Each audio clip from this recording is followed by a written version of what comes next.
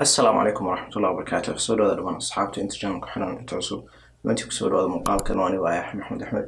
Maanta hadii ilaahay muuqaalkan waxaan rabaa inaan kaga hadlo inaan website samaysato iyo muhiimadda ay ku leedahay hadii aad tahay مثلا kala arday hadii aad tahay qof xirfad leh hadii aad tahay dhamaan waxaan ku sharxi doonaa ama muuqaalkan ku sheegi doonaa hadii ilaahay wax walba aad uga baahan tahay website xagee ka bilaabaysaa maxaad u baahan tahay oo dhan.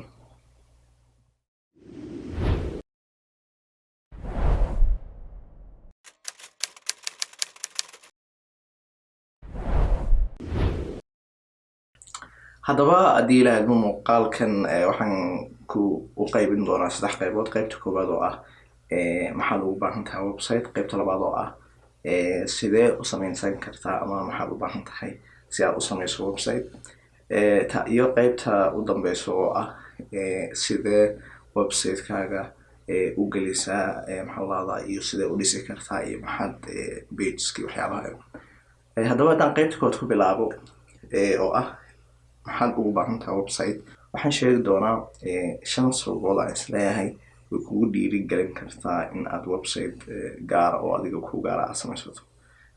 sababta koowaad oo uu faa'iido kugu leeyahay website waxay tahay in marka hore yahay meel space ah adigu leedahay oo gaar kugu kiraysan oo adigu aad maamulato waxaad doontaan aad kusoo qori karto. halka social media oo kala maanta siyaasaadka iyo waxyaabaha dadkii lahaa aynan maxaa la raahdaa ogoleyn aanad ku samayn karin. website-ku waa meel adiga ku gaar ah, qol sidii qolkaaga kiraysan internet-ka weeye. marka waxa weeye meel aad waxaad u baahan tahay aad keligaa kusoo gudbin karto. lacala haddii ay dhacdana in lagaa soo eriyaba Facebook ama social media meesha aad ku baxsan karto wey. marka meel adiga ku gaara inay yeelato faa'iidada ay leeyahay. waxaana dareensantiina u malaynaya maalmihii u dambeeyay iyo arrinta qudus dadka qaar in xataa wararka qaar ay soo gelin karin waxyaabahaas oo dhan. waxaan isleeyahay wax laga badbaadi karaa waxay tahay in aad meel gaar yeelato, marka space aad gaar u leedahay inay yeelato waa faa'iido uu leeyahay website. faa'iidada labaad aan isleeyahay aad ayuu muhiim u yahay website-ku waxay tahay in uu xirfadahaaga kordhinayo. مثلا oo kale hadii aad qoraa ahayd oo kale مثلا waxaad ku tababaranaysaa wax qoraalkii oo mar walba waxaad soo gudbinaysaa qoraallo waad ilaa dee heer fiican aad qoraalka gaarto. haddii aad xirfado kale qof la tahay oo kale waxa laga yaabaa video haddaad video samayso oo kale videoyo badan ayaad dadku usoo gudbinaysaa ama content sababtoo dadka kugu xidhani waxay kaa sugayaan waxay kaa sugayaan wax faa'iido leh. saas awgeed xirfadahaagii ayaad ku dhisaysaa hadday noqoto dhinaca teknolojiyada iyo hadday noqoto dhinaca waliba. marka faa'iidada labaad waxaan isleeyahay waa faa'iido kugu dhiirigeli karta inaad website samaysato. faa'iidada saddexaad aan isleeyahay website inaad lahaato waad ka helaysaa waxay tahay in aad bulshadii isu bandhigayso oo مثلا oo kale hadii aad professional tahay oo kale ama qof xirfad leh ama qof shaqo doon ah ama inuu shaqaysto raba waxa isu bandhigaysaa dadkaagi oo CV-gaagi oo kale meel aad kusoo bandhigata ayuu noqonayaa meel dadka kala soo xiriiri karaan. lacala hadii Google-ka laga baaro kale meel laga soo helo marka wuxuu ku noqonayaa wajahad online ku ah oo adigoo maxaa la raahdaa aan cidna u gudbin si gaar ah qof walba oo xagga ka heli karo kana daalan karo. taasoo مثلا oo kale hadii aad shaqo doonahay oo kale aad ku caawin karta in CV-gaagu kaasi horeeyo oo qofkii shaqada ku shaqaaleysiin lahaa kale oo macluumaad badan kaasi hay taasoo keenaysa in sheekada iyo wareysiga uu meel ka dhow magaca ka bilow. marka taana faa'iido aan isleeyahay aad muhiim ah waayo in aad maxaa la raahdaa website grand portfolio kala ah inaad leedahay.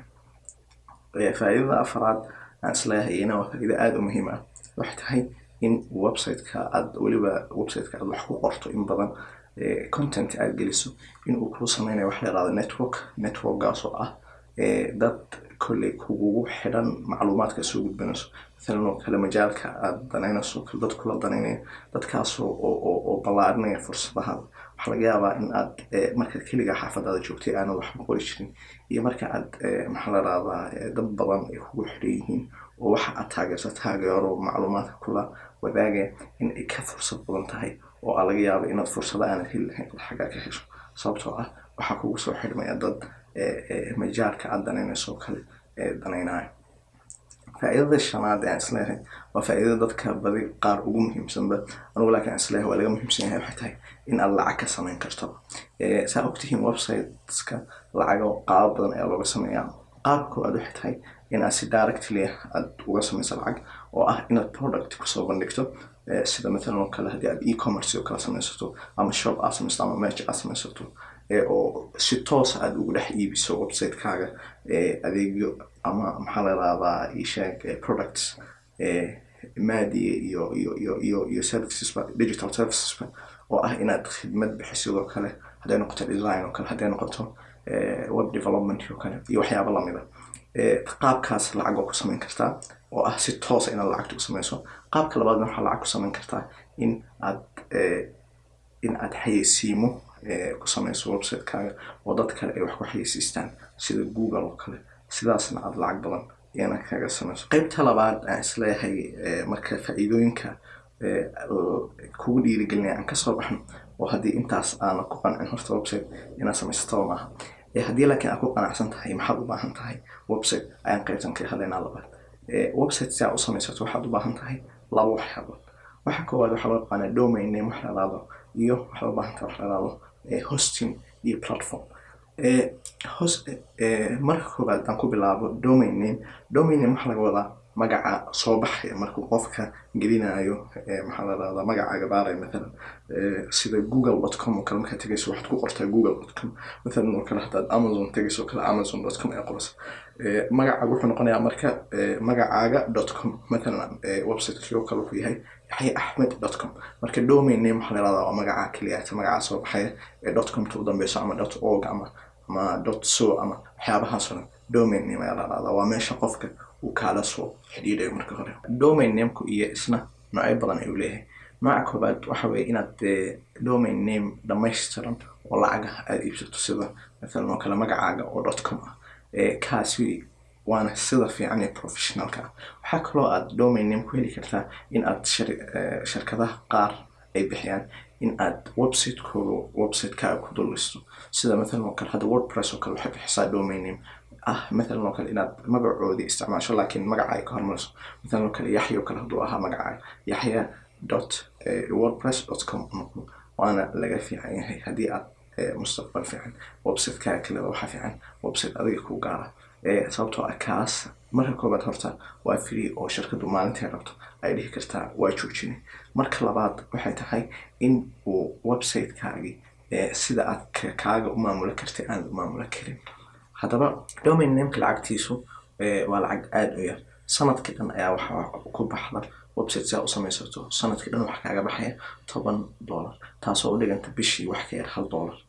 waana lacag aad u yar. waxa laga yaabaa Soomaaliya qayb ka mid ah in koobka shaaha uu ka lacag badan yahay bishii, marka waa lacag aad u jaban. waxaa laga yaabaa bisha koobaad in aad offer ku hesho oo ah in ay shirkadda mathalan oo kale aad hosting ka samaynayso ama shirkadda aad ka iibsatay oo kale in ay carada ku samayso laga yaabo $1 ama wax ku dhow ama $0 in aad ku iibsatay. laakiin sida average-ka marka laga soo tago sanadka hore waxaa lacagtu noqotaa wax u dhexeeya in u dhexeysa taqriiban 10 ilaa 15. inta aad domain name-ka uga soo baxo waxaa u baahan tahay waxa labaad u baahan tahay si aad website-kaaga u samayso waxay tahay waxa loo yaqaano hosting ama istilaafa oo ah website-kaaga meesha kuu martigelinaysa iyo platform-ka aad isticmaalaysa. badi way israacaan. haddii aan sito uga wada hadlo marka xagga maras waxaa 3 option ayaa haysata. option ah in aad doorato haddii aanad mathalan taqniyada ku fiicnayn oo kale iyo isticmaalkeeda, waxaad samaysan kartaa si fudud ayaa website ku samaysan kartaa oo ah inaad doorato serviceska drag and drop kale oo ah website-kaaga dhan inaad ku dhisi karto adoo soo jiidaya mathalan si fudud adoo drag and drop builder page builder waxyaaba la yiraahdo pages ka dhisa oo si fudud aad u jiidayso ayaa isticmaali kartaa. waxaa bixiya shirkada mathalan oo kale Wix shirkada la yiraahdo, inkastoo aan shirkadaas ay sida ama ay shirkada Yahuud leedahay, laakiin shirkadan kale Mareykanka Squarespace oo kale iyana way bixisaa. qaabka labaad waxay tahay haddii aad teknolojiyada isticmaalkeeda una kugu cuslayn oo aad programmada caadiga waaweyn oo kale hore u isticmaali jirtay, waxaa kugu fiican adiga inaad isticmaasho platform-kan WordPress ka la yiraahdo iyo iyo kuwa lamidka content management systems waxyaabaha loo yaqaano sida Joomla, WordPress iyo waxyaabaha lamidka kuwaas waxay ku fududeynayaan in aad website-kaaga waxyaabo badan customization badan aad ku samayn karto, aadna u maamuli karto. Themes badanna way leeyihiin oo kala dooran karto, qaar free iyo qaar lacagaba ay leeyihiin. Hostingkooguna wuxuu noqdaa taqriiban lacag in u dhexeysa $5 ilaa $10 meelaha ay noqotaa lacagaha. Waxaa laga yaabaa ka yar inaad ku hesho, waxaa laga yaabaa ka badanna inaad ku hesho. waxay ku xiran tahayna speedka website-ka iyo khadamaadka ay ku raacinayaan shirkadda. Mathalan oo kale haddii ay databases intay ku ogol yihiin, intay email oo kale ku siinaan iyo waxyaaba lamidka iyo bandwidth waxyaaba intee qof hal mar wada booqan karta website-kaaga. nooca saddexaad ama systemka saddexaad aad ku samaysan karto dhinaca hostingka iyo platformka waxay tahay in uu qofka mathalan oo kale qof developer kale haddii aad tahay waxaa kugu fiican inaad adiga samaysato website-ka adigoo bilow ka soo bilaabay HTML iyo JavaScript iyo dhammaan wax walba loo baahan yahay adiga inaad samaysato. taasina waa ta ugu fudud. hostingkana wax laga yaabaa wax badan ba inay kaaga baxeen oo meelaha qaar free inay kugu host garayaan laga yaabaa sida Netlify iyo Heroku oo kale. laakiin website hawl sax qabanaya haddii aad rabto oo static ahayn waxaa u baahan tahay inaad mar walba kiraysato hosting. marka qaybtan hostingka ahna iyadana nooc walbo aad doorataba lacagteedu waxay u dhexaynaysaa adigu in $5 ilaa $10 meelaha ay u dhexaynaysaa. marka totalka wax kaaga baxaya website-kaaga oo dhan bishii waxay noqonaysaa in u dhexaysa $1 oo domain name-ka ah iyo $4 meelaha oo ah hosting. marka $6 ayaa laga yaabaa bishii oo dhan in uu website-kaaga ku shaqeynayo. haddii aad dhinaca caawimaad ama u baahan tahay waxaad ila soo hadli kartaa website-keega intaa wax sii dheer oo kale haddii aad u baahan tahay in laga caawiyo ama aad nooca aad dooran lahayd oo kale haddii aad inaad igala tashato rabto waa ila soo hadli kartaa si free ah. qaybta saddexaad ee aan rabo muuqaalka inaan kaga hadlo waxay tahay markaad intaa samayso maxaa u baahan tahay website-ka. marka intaa samayso waxaa u baahan tahay in aad samaysato wax loo yaqaano pageskii qofku uu markuu boqo heli lahaa. pageska uu website-kaaga ka kooban yahay waxay u badnaaneen 3 ee ugu muhiimsan oo ah qofka marka uu website-kaaga boqo meeshii wajahadii koobaad oo badanka home loo yaqaano ama Soomaali oo kale arda ayaan dhihi karnaa meesha qofka uu marka hore daaradda hore uu imanay. meesha waxaa kusoo bandhigi kartaa hadday noqoto serviceskaaga shaqooyinka aad bixiso xoogaa yar oo kugu saabsan adiga iyo xataa contact page-kaaga. haddii aad mathalan oo kale sida aan blog oo kale haddii aad ka rabto qoraa aad tahayna waxaad samayn kartaa oo ku dari kartaa intaas page ay postiyada iyo waxyaabaha aad soo qortay ay ku jiraan. waxaa kaloo intaa raaci kartaa page qofka uu kaala soo hadli karo contact page la yiraahdo oo ah macluumaadka aad ugu diyaarinayso mathalan oo kale qofkii form uu isticmaalayo kadibna xagga uu kaala soo hadli karo. haddii aad rabtana waad iswada raacin kartaa oo home-ka iyo about-ka iyo wax oo dhan hal page ayaa ka dhigi kartaa. haddii aad mathalan oo kale xirfad la tahay oo aad rabto bas projectskaaga iyo portfolio ahaan in uu qofka uu arko maxaa la rabaa website-kaaga. waxaan isleeyahay in aad website-ka sida aan kuu sheegay u samaysataa qarashan aad ku bixisaa waxaad isleeyahay waxay kugu dhiirigelinaysaa inaad wax soo saarto. sababtoo ah inta aad social media kaliya joogto waxaa laga yaabaa in aad pressure adag isi saarin oo aad comfort zone-ka ka soo bixin iyo mantiqada raaxadaada iskaga jirto. laakiin haddii ay lacag kaa bixiso waxay ku noqonaysaa dhiirigelin in aad mar walba qoraallo soo qorto content iyo wax dadkii la wadaagto taasoo ah ta aad hadhowna meel ku gaari kartid dad badanna aad ku heli kartid oo kaa faa'iidaysta adigana u faa'iidaysta.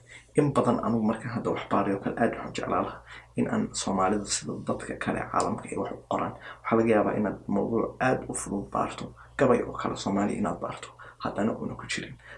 taasna waxay sheegaysaa in qoraalkeena Soomaali ahaan uu aad u yaryahay iyo website-yada hadday noqoto waxaa laga yaabaa Soomaalida oo dhan website haddii aad maqasho in kugu soo dhacayo un qof news maxaa la raadaa ama dowlad ama wax noocaas oo kale ah. waxaa la rabaa qof walba inuu website uu asaga leeyahay macluumaadka dadka kula shirkay inaad samayso waxaa isleeyahay aad ay faa'iido u leedahay. marka hore waxaa isleeyahay website-ka inaad 100% dee website shirkadoo kale inuu u ekaado qasab maaha. hadday noqoto dhinaca muuqaalka iyo hadday noqoto dhinaca design-ka waxyaabahaas oo dhan waxaa muhiimadu ay tahay in aad wax soo gudbinayso qoraallo soo qorayso iyo maqaalaad iyo wax dee dadka u faa'iido u leh. kadibna wax walba iska fudbaan karaan aaminsanahay. Inta marka laga soo tago waxaa kaliya u baahan tahay waxay tahay in aad website-ka ku xirto social media مثلا ممكن oo sharing waxyaabo noocaas oo kale ah furto si dadka ay kugu share garay karaan dadkana aad la wadaagi karto. inta soo gabagabeyna muuqaalkan waxaan rajeynayaa inaad ka faa'iidaysateen videogan. haddii aad leedahay website muhiim ayuu ku yahay meel aad ka bilowdo ma taqaanid waxaa ilagala soo xiriiri kartaa website-kayga yaxyaahmed.com booqo xagga contactiga igala soo hadal insha Allah tacaala wixii tala ah iyo tusaaleyna waa ku sii doona. waxaa kaloo haddii ilaahay idin soo gudbi doona muuqaalo iyo koorsooyin ku saabsan sidee website u samaysan kartaa noocyada aan soo sheegno dhan haddii ay noqoto inaad asaga dhanba develop garayso min albidaaya ka bilowdo adigoo code garani iyo haddii ay noqoto wordpress oo kale iyo haddii ay noqoto drag and drop. haddii ilaahay idmo muuqaalada soo socdaya insha Allah tacaala idin kula wadaagi doona. wixii su'aalo aad qabtaan commentiga igula wadaaga. Assalaamu calaykum waraxmatullahi wabarakaatuh.